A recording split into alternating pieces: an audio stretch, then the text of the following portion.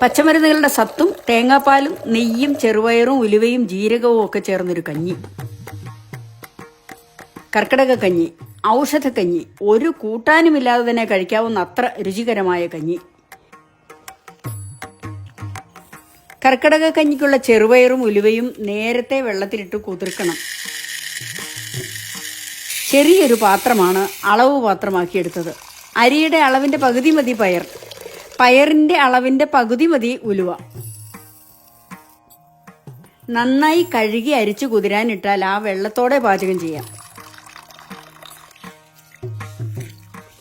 ആഹാരമാണ് ഔഷധം എന്നല്ലേ? എത്ര ഔഷധ ഗുണമുണ്ടെന്ന് പറഞ്ഞാലും രുചികരമല്ലെങ്കിൽ ആസ്വദിച്ച് കഴിക്കാനാവുമോ? കയ്പും ചവർപ്പുമുള്ള പലതരം ചെടികളുടെ സത്തും ഉലുവയും എന്നൊക്കെ കേൾക്കുമ്പോൾ തന്നെ മഴയും പിടിച്ചിരിക്കുന്ന ഇക്കാലത്ത് തന്നെ വേണോ ഈ ക്രൂരത എന്നൊക്കെ തോന്നിപ്പോയേക്കാം. എന്നാൽ വിധിയാമണ്ണം ഉണ്ടാക്കിയാൽ എത്ര കഴിച്ചാലും മതിവരാത്ത അത്ര രുചിയായിരിക്കും. കയ്പും ചവർപ്പും ഒക്കെ എവിടെ പോയി ഒളിച്ചു എന്ന് തോന്നിപ്പോവും.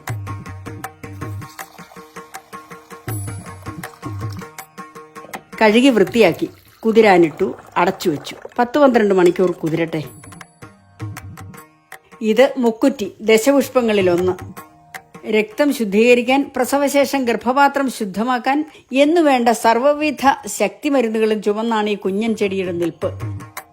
കർക്കിടകത്തിൽ എന്തു മരുന്ന് പ്രയോഗിച്ചാലും വേഗം ഫലം ചെയ്യും. അതുകൊണ്ടാണ് നെറ്റിയുടെ മധ്യത്തിലായി നാഡികളുടെ സംഗമസ്ഥലത്ത് മുക്കുറ്റിച്ചാന്ത് തൊടുന്നത്. മുക്കുറ്റി പറിച്ച് കൈവെള്ളയിലിട്ട് ഞെരടണം. ഇതാണ് മുക്കുറ്റിച്ചാന്ത്. ദശപുഷ്പം ഏറെ പ്രസിദ്ധമാണ്. പക്ഷെ അതിലെ 10 ചെടികളും എല്ലാവർക്കും തിരിച്ചറിയാമോ എന്ന് സംശയം. ഉദാഹരണത്തിന് തിരുനാളിയോട് നല്ല സാമ്യമുള്ള ഒരുപാട് ചെടികളുണ്ട്. അത്തരത്തിലൊന്നാണ് ഇത്. ഇതിന്റെ ഇലകൾക്ക് തമ്മിലുള്ള സൂക്ഷ്മമായ വ്യത്യാസം സൂക്ഷിച്ചു നോക്കി മനസ്സിലാക്കണം. ഇത് മുലതാങ്ങി. ഇലകൾ തമ്മിൽ നല്ല സാമ്യം. നന്നായി നിരീക്ഷിച്ച് മനസ്സിലാക്കി വയ്ക്കണം. ഇലയുടെ അകവും പുറവും നോക്കണം. നിറവ്യത്യാസം നോക്കണം. തിരുനാളി ഒന്ന് കശക്കിയാൽ ഹൃദ്യമായ മണമുണ്ടാവും. ഇതാണ് ചെറുള. ഇതിന്റെ പൂക്കളാണ് ഇതിന്റെ പ്രത്യേകത. പൂക്കളാകും മുമ്പ് കണ്ടാൽ തിരിച്ചറിയാൻ പ്രയാസമാണ്. ഏത് ചെടിയാണെങ്കിലും കൃത്യമായി തിരിച്ചറിയാതെ പറിച്ച് ഉപയോഗിച്ചാലുള്ള ഭവിഷ്യത്തുകൾ ചിലപ്പോൾ ഗുരുതരമായേക്കാം. നിലപ്പനയാണ്. മനസ്സിലാക്കി വയ്ക്കാൻ വളരെ എളുപ്പമാണ്. ഇലയും കിഴങ്ങും ശ്രദ്ധിച്ചാൽ മതി.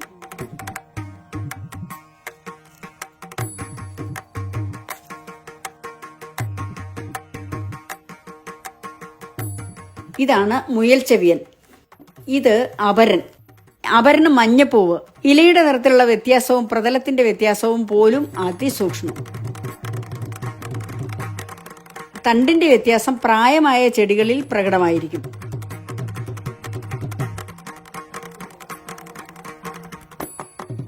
ഇതാണ് കറുക. കാഴ്ചയിൽ സാധാരണ പുല്ല് പോലൊരു പുല്ലാണ്.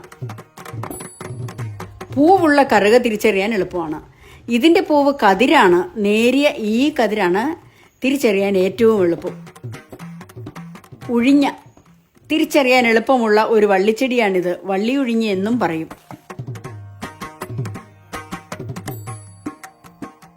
ഇത് കയ്യുണ്യമാണ്. കയ്യുണ്യത്തിന്റെ പൂവ് ശ്രദ്ധിക്കണം. വളക്കൂറും വെള്ളത്തിന്റെ ലഭ്യതയും ഒക്കെ അനുസരിച്ച് ഇലകൾക്കും ചെടിയുടെ രൂപത്തിന് തന്നെയും മാറ്റം വരുമെന്ന് ഓർക്കണം.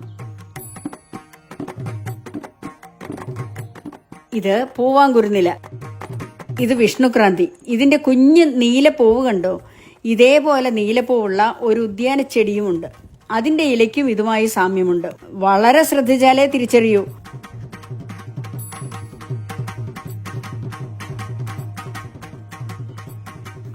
ദശപുഷ്പങ്ങൾ കൂടാതെ മറ്റു 11 ചെടികൾ കൂടി ഇന്നത്തേക്ക് പറിച്ചു. ചെടികൾ പറിച്ചെടുക്കാൻ പറ്റാത്തത്ര മാലിന്യം തീണ്ടിയ, വിഷം തീണ്ടിയ ഇടങ്ങളാണെങ്കിൽ മരുന്ന് ചെടി ഉപയോഗിക്കുന്നതിലും നല്ലത് മരുന്ന് കഞ്ഞി ഉണ്ടാക്കാതിരിക്കുന്നതാണ്. എന്നാൽ വീടിനടുത്തൊരു പ്ലാവുണ്ടെങ്കിൽ പഴുത്ത പ്ലാവിലയുടെ ഞെട്ടി ശേഖരിച്ചു പോലും ഒന്നാന്തരം കഞ്ഞി ഉണ്ടാക്കാം. ഇടവം പകുതി മുതൽ നമുക്ക് മഴക്കാലമാണ്. കർക്കിടകമാകുമ്പോഴേക്ക് മണ്ണ് നന്നായി തണുത്തിരിക്കും. കുളിര് കാത്തു മാസങ്ങളായി കിടന്നിരുന്ന വിത്തുകളൊക്കെ മഴയിൽ കുളിച്ചു മുളച്ച് മതിച്ചു നിൽക്കുന്ന കാലം. കളകളും വിളകളുമായ ചെടികളെ കൊണ്ട് മരതകപ്പെട്ട് വിരിച്ച കാലം. എത്രയോ ഇലക്കറികളാണ് ചുറ്റിലും. എത്രയോ മരുന്ന് ചെടികളാണ് ചുറ്റിലും. കർക്കിടകക്കഞ്ഞിക്ക് പറ്റിയ 50-ലേറെ ചെടികൾ ഈ വട്ടത്തിലുണ്ട്.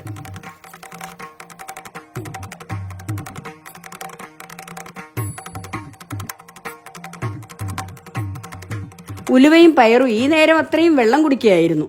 ഇപ്പോൾ പാത്രത്തിൽ ഇങ്ങനെ ഉരുണ്ട് വീർത്ത് കിടപ്പുണ്ട്. ഒഴിച്ചിരുന്ന വെള്ളം കുറഞ്ഞിട്ടുണ്ടല്ലോ.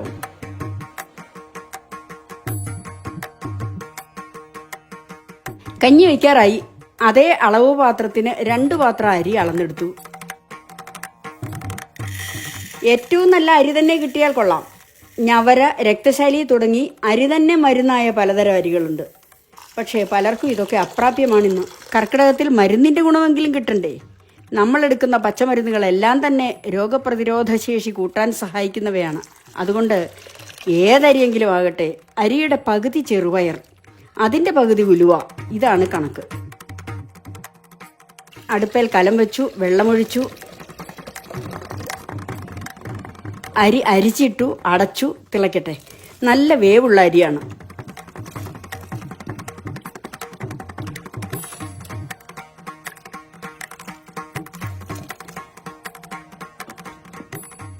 ഈ നേരം മരുന്ന് ചെടികൾ കഴുകാം. വേരിൽ മണ്ണുണ്ടാവും. നന്നായി കഴുകിയാൽ മതി.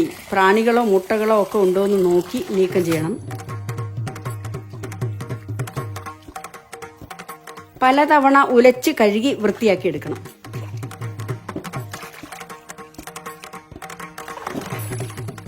കഞ്ഞി തിളച്ചു മറിഞ്ഞുകൊണ്ടേയിരിക്കുന്നു. ഈ ഉലുവയും പയറും ശേഷിച്ച വെള്ളത്തോടെ തിളയ്ക്കുന്ന കഞ്ഞിയിലേക്ക് ഒഴിക്കാം. 3 കൂട്ടരും കൂടി എന്തൊക്കെ രാസ കൈമാറ്റങ്ങളാണ് നടത്തുക എന്ന് ആര് കണ്ടു? കയ്പ്പനാന്ന് പറഞ്ഞ് ഉലുവയെ പീഡിപ്പിക്കുമോ? ആഢ്യനാണെന്ന് പറഞ്ഞ് പയറിനെ തോളിലേറ്റുമോ? ഒന്നും പറയാൻ പറ്റില്ല. കർക്കിടകമല്ലേ, സഹിക്കുക തന്നെ.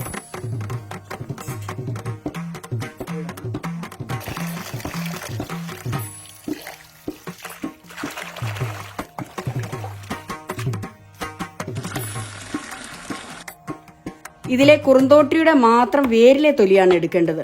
അത് ഇങ്ങനെ ഉരിഞ്ഞെടുക്കണം.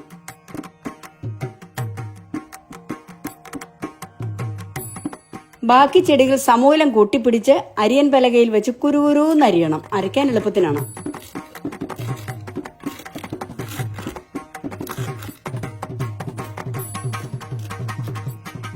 കഴുകി വൃത്തിയാക്കി അരകല്ലിലേക്ക് കഞ്ഞിക്ക് ആവശ്യമുള്ളത്ര ഇന്ദുപ്പിട്ടു. കൂടെ 2 സ്പൂൺ ജീരകവും രണ്ടും ചേർത്ത് നന്നായി അരയ്ക്കണം. ഉപ്പിനും ജീരകത്തിനും ഒപ്പം അരിഞ്ഞ മരുന്നുകളിട്ട് അതേപോലെ നന്നായി അരയ്ക്കണം. പച്ചിലകൾ അരയ്ക്കുമ്പോൾ ഉപ്പ് കൂടെ ഉണ്ടാവണം, ചുവയ്ക്കാതിരിക്കാൻ. ഇതൊക്കെ നിസ്സാരമാക്കി തള്ളിക്കളഞ്ഞാൽ യഥാർത്ഥ രുചി കിട്ടാതെ വരും.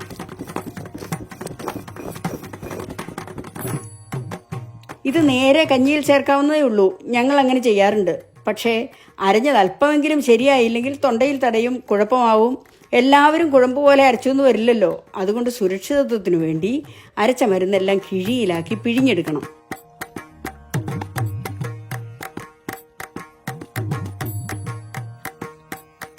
ഒരു തേങ്ങ ചുരണ്ടിയെടുക്കണം. ലേശം വെള്ളം തളിച്ച് ചതച്ച് പാല് പിഴിഞ്ഞെടുക്കണം. ഞങ്ങൾ ഇന്നും പറമ്പിലൂടെ നടന്ന് മരുന്നുകൾ പറിച്ചുകൊണ്ട് വന്നാണ് മരുന്ന് കഞ്ഞി ഉണ്ടാക്കുന്നത്. കീടനാശിനികളും കളനാശിനികളും കുമിൾനാശിനികളും ഒക്കെ ഉപയോഗിക്കുന്ന പറമ്പിലെ ചെടികൾ വിഷമയമായിരിക്കും. അത് അപകടമുണ്ടാക്കും. ഉപയോഗിക്കരുത്. നമ്മൾ കരുതിയ പോലൊന്നും സംഭവിച്ചില്ല. ഇളം ശ്വാസം പോലെ നേരിയ തിളയിൽ മൂവരും ഒരുപോലെ വെന്ത് നേർത്ത് കിടക്കുന്നു. പച്ചമരുന്നൊഴിച്ച് അവരെ ഉണർത്താം. വേർപെടാൻ മനസ്സില്ലെന്ന മട്ടിലാണ് ചട്ടിയിൽ അവരുടെ കിടപ്പ്. കുറച്ചു നേരം പച്ചനീരിൽ ആറാടത്തെ. ഇനി അഭിഷേകം. തേങ്ങാപ്പാൽ കൊണ്ടും നെയ്യ് കൊണ്ടും മരുന്ന് ചേർത്ത് കഞ്ഞി ഉണ്ടാക്കിയാൽ മരുന്ന് കഞ്ഞിയായി. നമ്മുടെ പൂർവികർ എത്ര സമർത്ഥമായാണ് ഓരോ ചെടിയുടെയും ഗുണങ്ങളും ദോഷങ്ങളും രോഗങ്ങളുമായുള്ള അവയുടെ ബന്ധവും ഒക്കെ കണ്ടെത്തിയത്. അനുഭവമായിരുന്നു അവരുടെ ശാസ്ത്രം. ആധുനിക ശാസ്ത്രമാണെങ്കിലോ അത്തരം അറിവുകൾ സാങ്കേതിക തികവുള്ള ശാസ്ത്ര പരീക്ഷണങ്ങളിലൂടെ ഇഴകീറി പരിശോധിച്ച് സമ്മതിച്ചിരിക്കുന്നു. ദശപുഷ്പങ്ങൾ രോഗപ്രതിരോധ വ്യവസ്ഥയെ ശക്തിപ്പെടുത്തുമെന്ന്, ശരീരത്തിൽ അടിഞ്ഞുകൂടിയ മാലിന്യങ്ങൾ പുറന്തള്ളുമെന്ന്, ഓർമ്മശക്തിയും ബുദ്ധിശക്തിയും കൂട്ടുമെന്ന്, മാനസിക പിരിമുറുക്കം കുറയ്ക്കുമെന്ന്. കർക്കിടക കഞ്ഞി തയ്യാർ. ഇനി ഒന്നും വേണ്ട, തളികയിൽ വിളമ്പുക, കോട്ടിയെ പ്ലാവില കൊണ്ട് കോരി കുടിക്കുക. ഈ ചീരത്തോരനും ഈ ഉപ്പുമാങ്ങാ ചമ്മന്തിയും ഈ ചുട്ട പപ്പടവും ഒക്കെ വെറും അലങ്കാരങ്ങൾ, വെറും ആഡംബരങ്ങൾ മാത്രം.